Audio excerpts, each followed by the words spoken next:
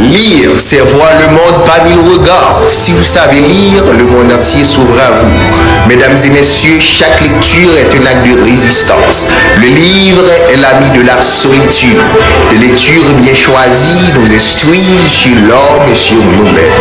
Sur ces entrefaites, la GIEJEC, la bonne nouvelle, a le plaisir de vous présenter Parlons au livre, une rubrique du livre, une rubrique pour le livre. Allez, nous vous attendons.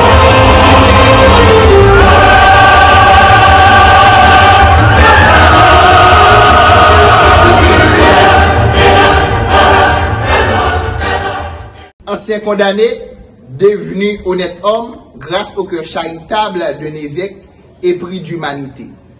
Jean Valjean a enfin tourné le dos à sa vie de l'ancien. Un grand bonjour à vous qui nous suivez de partout. Vous suivez notre rubrique Parlons au livre. Nous vous présentons Les Misérables de Victor Hugo, tome 1. Avec vous, notre Jean-Jacques Gamard. Mesdames, Messieurs, bonjour. Aujourd'hui, nous allons parler des Misérables. Les Misérables est un roman écrit par Victor Hugo en 1862. Dans cette œuvre colossale de 5 tomes, l'auteur tend à défendre les opprimés, le parti du peuple qui vit une mauvaise condition de vie. Tout commence avec l'histoire d'un forçat.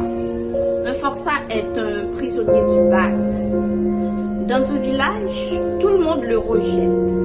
L'aubergiste refuse de lui louer une chambre. On refuse même de lui vendre un repas. Parce que sur son registre, il est écrit qu'il vient de passer 19 ans de sa vie en prison pour le simple fait qu'il avait volé un pain. Face à un tel mépris, Jean Valjean, l'héros de l'histoire, se résigne de passer la nuit au dehors dans le froid. Quand soudain quelqu'un lui suggère de frapper à la porte de l'évêque, Monseigneur Myriel. À noter que Monseigneur Myriel est reconnu dans le quartier pour sa gentillesse, pour sa bienveillance. Jean Valjean alla frapper à la porte de l'évêque Monseigneur Myriel, qui lui reçoit avec beaucoup de gentillesse en lui offrant un pain avant de dormir ainsi que repas. Les seules richesses de Monseigneur Myriel étaient des couverts en argent et 2 chandeliers d'or que Jean Valjean va voler la nuit pour ensuite s'enfuir. Malchance pour Jean Valjean, des policiers l'ont surpris en train de s'échapper avec les couverts en argent de l'évêque. Ils l'ont pris et lui ont amené vers l'évêque. Un grand coup de théâtre, l'évêque déclare qu'il a lui-même donné les couverts en argent à Jean Valjean, puis il insinue de lui avoir dit de prendre aussi les 2 chandeliers en or.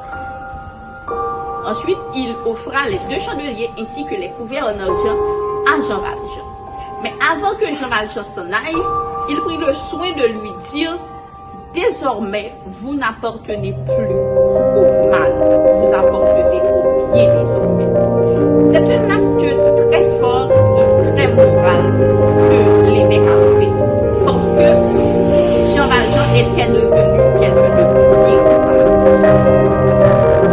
C'était la première partie des Misérables. Je vous donne rendez-vous dans la prochaine vidéo. Là, nous allons parler de la deuxième partie intitulée Fantine.